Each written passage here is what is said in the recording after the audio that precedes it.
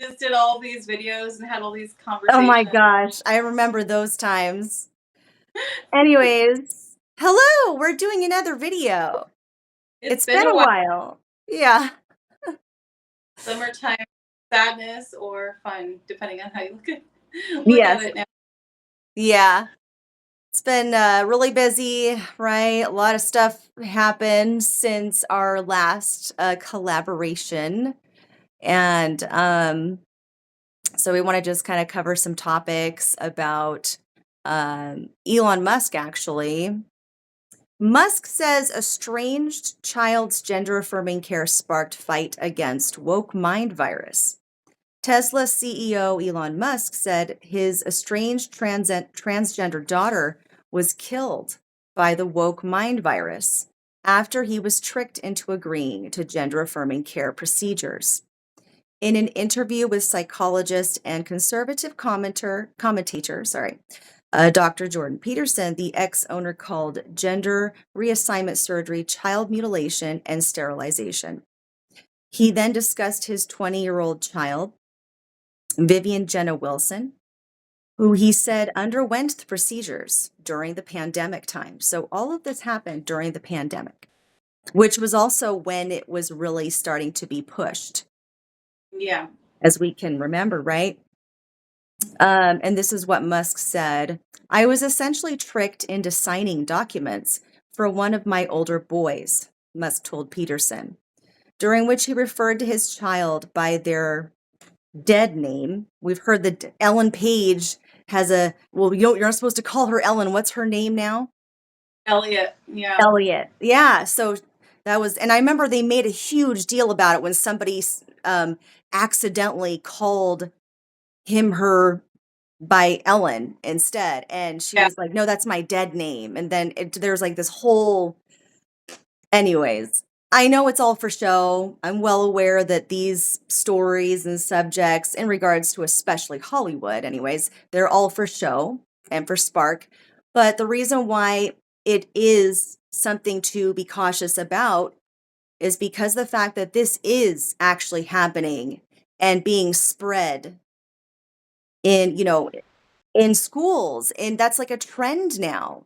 So that's why it is important to pay attention to some of these topics, even though some of the stories can come off as, oh, this is just drama, soap opera, and show. No, it actually does happen. And there's a lot of kids that are brainwashed so easily to fall for these things, as well as their parents. But, anyways, let me continue. So, um, he said this was really before I had any understanding of what was really going on. And we had COVID going on, so there was a lot of confusion. And I was told that, uh, so basically, yeah, Elon was told by his child that he wanted to commit suicide. Like his child told him that.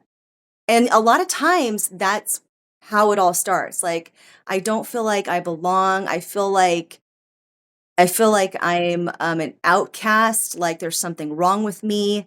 Um, and I'm like miserable. I want to kill myself. That's usually what we hear, right? The Yeah. space the SpaceX founder claimed the process is done to children who are far below the age of consent, and said he agreed with Peterson's belief that anyone who promotes the practice should go to prison. I was tricked into doing this. I lost my son, essentially. And they call it dead naming for a reason. The reason they call it dead naming is because your son or your daughter is dead. So, Musk went on to say that the experience set him on a mission. And Musk vowed, he said, I vowed to destroy the woke mind virus after that. And we're making some progress. Basically, to bring back logic, rationality, and stable, a stable foundation. You know what I mean? Um, Yeah. so I honestly didn't even know that that happened to his kid. Yeah. I knew a little bit of it, but not the full context, in terms of it happening during the pandemic. So if this story is just coming out now, then that would mean what? They were 16 years old. still in high school. So, Yeah. yeah, your body isn't even fully developed at all, and your mind is still in a vulnerable place because everyone deals with those feelings of inadequacy, especially during your teenage years. You're always questioning yourself, and Yeah. you're finding your identity and your tribe and like who you are. It's still a continuous process even well into your 20s. So I honestly feel like, wow, my 30s were, like your 20s, like after you're a teenager, it's still a growing phase. There's still some levels of immaturity even then. So it's hard to say, but especially when you're in the teen years, I mean, that's a dramatic thing to add on to doing that change to your body Yeah. and navigate without like having a psychologist involved. Like I don't know who was involved, but there should be certain things, like certain metrics in place to really make sure. I mean, you can't really reverse that decision, and you're seeing a lot of people in the media now coming out, like YouTubers and other people that are, spreading awareness. Like, hey, this is what happened to me. Yep. This is like the reality of the affirming care. Like even your vital organs are changed. Like Yep. your reproductive organs are changed, and it's traumatizing too for people that realize I made a mistake and now I'm of sound mind, and I wish I never did this, or I wish my parent would have stopped me, because it was just like a fleeting passing experience. And now I don't know if you've seen this lately, but it's kind of related. In California, where Gavin Newsom signed the bill to basically allow schools to withhold information from the parents. Like if your child identifies, as a different pronoun than their biological existence, then the teachers can actually withhold all of that from you. So they I don't have to disclose remember it. that they were talking about it, but now it actually officially passed. Yeah. Wow. So now the teachers can team up with your child against you, you know what I mean? And you'll Yeah. have no knowledge of what's actually happening. So the teacher, it's like, who is the parent now? You're So the taking government that, has your child. The government has custody and control over your child. Yeah. and if you have concerns about a child being abused, that's where CPS comes in. There are agencies that deal with that. So to put that responsibility on a teacher and the school, um, to withhold and suppress information from a parent, Yeah. and you don't know what's going on with your own child, it's scary. It's horrifying. It is. Those conversations to have from a parent. Your teacher is there to teach you a curriculum, not about anything self, related like autonomy beyond PE. So Yeah, it's just exactly. wow. That's a big violation. I think of just even tainting the relationship. You're almost They weren't the diverting. ones that birthed the child. Were they the Yeah. ones that created the child, that brought the child into the world? Meanwhile, Right. they're also all for abortion too, ironically. Yeah. Interestingly enough. So yeah, they don't raise your child, they don't pay expenses for your child, they don't feed them, they don't know anything except a couple hours they might see them in a classroom period or throughout the day. But I mean, like, wow, that's a really big boundary. I think that's a huge boundary crossing that a lot of Mhm. people are not going to feel comfortable with when it actually goes into effect and they start realizing maybe when their child's an adult, like, oh my God, there was years of information I didn't know, and now I know. Mhm. I want to circle back to abortion, the topic of abortion now. So this is another huge, extremely almost like you don't want to touch it. Touch it with a stick and it gets triggered and explodes. The topic of abortion, especially amongst women, right? And then, of course, there's men, but they're essentially saying that because they want to be on the good side of those women as well. Yeah. And then also ones that just want to avoid responsibility altogether. But my viewpoint on abortion is that I want to save the life, but I don't believe in banning abortion because that is also not good. I don't think you should really completely ban anything. You should have a structure and it should have, what's the term I'm looking for? um, every case should be treated as unique in itself. And you go by the circumstance to come up with the best solution, right? Like, for example, with the book banning thing. They called it the book banning. It really wasn't banning the books. All they were doing was wanting to get those books out of the children's library. Totally fine if you want to put it in the adult library, whatever, an adult, adult, literature. You know what I mean? Like some kinky literature, Where whatever. You could do that, but yeah, but I mean, essentially what they were really trying to do was just to get it out of the schools for minors to have access to. But I'm just making that comparison, right? Um, so nothing is fully banned um in absolute, and I just don't think that being absolutist in anything is good, because even if it's for a good cause, there's always going to be a pushback with that absolutist in anything. But yes, so with abortion, I feel like I don't think that it should be so easy just to kill your baby. It gets, first off, what happened to being responsible? Like, are we really that completely degenerate to where we can't control our lower our sex organs? In my yeah, opinion, people that don't have control down there, in my opinion, I feel like they must not have a lot going up here. Or if that's not the issue, then they have an addiction problem, or they have something that there's no discipline there. And not only that, but I feel like I lose a lot of respect for somebody if all they are about is being an animal. Which, of course, that's another thing that correlates with people identifying as animals, right? So it's like there's actual people that do identify as like a cat or a dog or a horse or a donkey, So I guess it goes in line with that. And then furries on top of that, which is very disturbing in itself. Um, but no, I just think that, and I just ranted on, but the abortion topic, I think that if it comes to rape, incest, and if if the mother is going to die or something, and we're not going to kill the child, but we have to separate the child from the womb because the mother is about to die if she keeps the the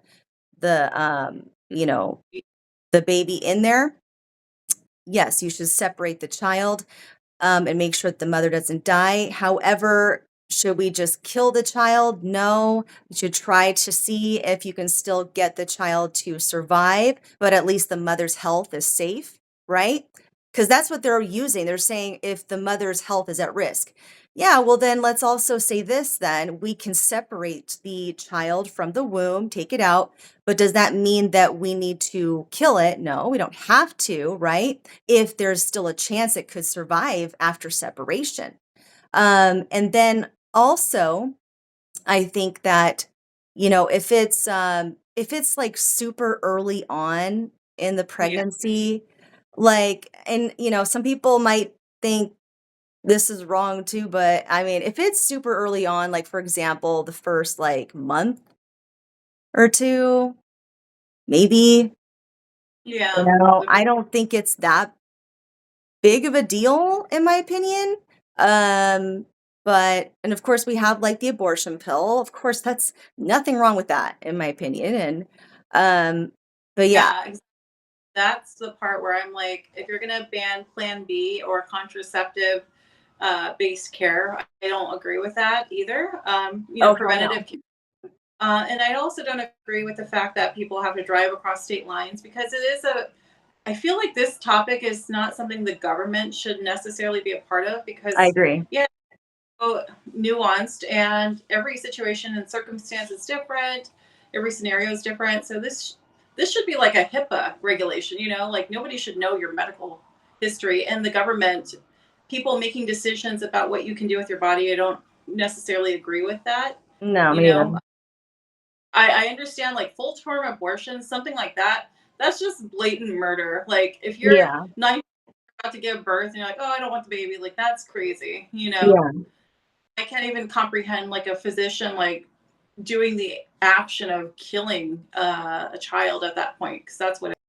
unfortunately, the people have no control over this at the moment, but we are being represented by an establishment that is forcing our money, taking our money without our permission to fuel all these other wars, to fuel all these other genocides that are happening. There are some genocides that are front page news, but there's other genocides happening right now that don't get any attention whatsoever.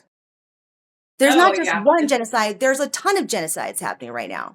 So if we want to go down that route, we can definitely do that. Sorry, I'm not talking at you. I'm just like getting worked up. Yeah. Christina. But I just think, you know, when it comes to that kind of stuff, it's just I just get disgusted. Like what really disgusts me the most is when you see women that literally like on the streets protesting and they look like they're demons. They look like they're demonic. They have blood covered over them. They have like a toy baby toy, like a little doll that they pretend or make it look like it's their fetus that they pulled out, and there's an umbilical cord and they've got blood and they're like laughing and they're saying they're trying to like they look demonic. You've seen those reels or those videos. That's like another level. It's almost like you question the psychology, what's going on in their head to like rationalize that, because they're also the side of love and peace, so an anti-war apparently, but I don't understand the logic, I guess. I understand body autonomy, but there comes a point like where you do have to have boundaries. It can't be a free for all. And a recent example, I don't know if you're aware of who Chelsea Handler is, the comedian, Yeah. but obviously a lot of Hollywood elites are part of the pro abortion, which Right. fine.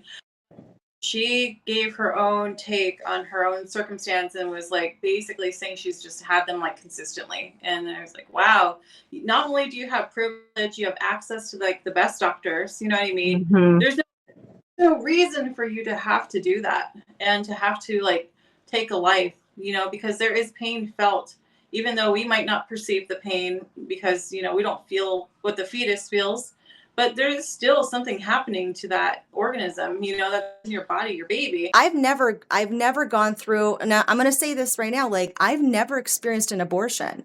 And I can only imagine the pain that is felt by the mother. I'm not trying to shame people. I'm not here to shame people and make them feel bad if they've done it or had one.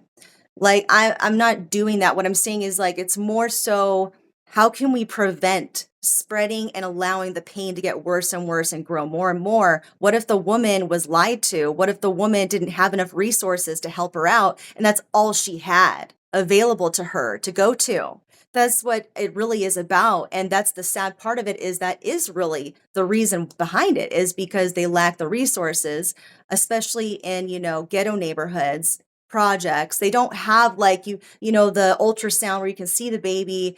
All they have are like Planned Parenthood clinics. Okay, drop in, get your meds, your birth control, or get an abortion. And but anyways, and actually a white supremacist started Planned Parenthood, Margaret Sanger.